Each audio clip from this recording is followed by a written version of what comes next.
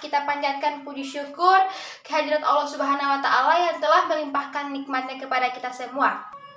Salawat dan salam marilah kita sanjungkan kepada baginda Nabi Muhammad SAW yang telah membebaskan kita dari zaman jahiliyah menuju alam yang penuh ilmu pengetahuan ini.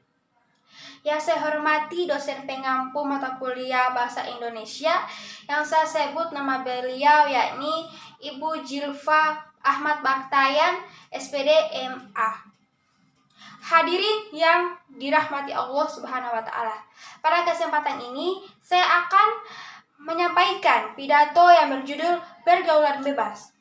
Teman-teman yang saya cintai, perlu kita ketahui bahwa pergaulan di lingkungan sekitar kita sudah menjadi persoalan yang harus diatasi. Allah Subhanahu wa Ta'ala berfirman, sebagaimana terdapat di dalam Al-Qur'an, Bismillahirrahmanirrahim, wala takrabul zina innahu kana fahisatan wa sa'asabila, yang artinya, dan janganlah kamu mendekati zina, itu sungguh suatu perbuatan yang keji dan suatu jalan yang buruk.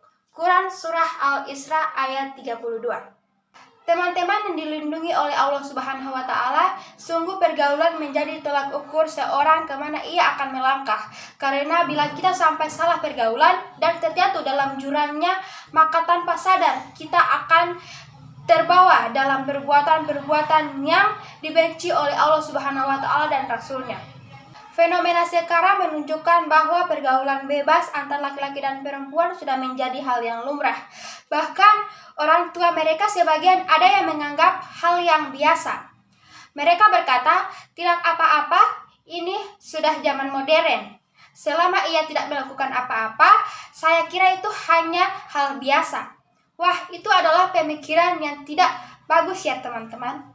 Kita tidak mengetahui kejadian apa yang akan menimpa diri kita besok atau bahkan beberapa lain lagi.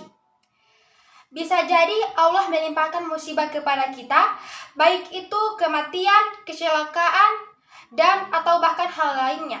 Jadi saya mengajak kepada teman-teman agar mengingatkan kepada orang tua, sebagai orang tua itu harus menjaga anaknya dengan hati-hati. Bukankah Nabi Muhammad SAW telah menjelaskan bahwa laki-laki dan perempuan sudah berduaan, maka ketiganya itu adalah setan. Ini menunjukkan bahwa setan akan datang bila ada kesempatan, hingga membuat seseorang kehilangan kendali. Lantas bagaimana cara kita agar terhindar dari perbuatan zina? Saya hanya akan menjelaskan beberapa langkah yang harus dilakukan supaya terhindar dari perbuatan zina. Di antaranya kita harus mengawasi perilaku anak, memilih teman yang baik, menolak hal buruk, tidak berlebihan dalam bergaul. Hadirin dan hadirat yang dirahmati Allah Subhanahu wa Ta'ala, itulah penyampaian pidato dari saya. Semoga pidato ini dapat memberikan manfaat untuk kita semua, khususnya bagi saya sendiri.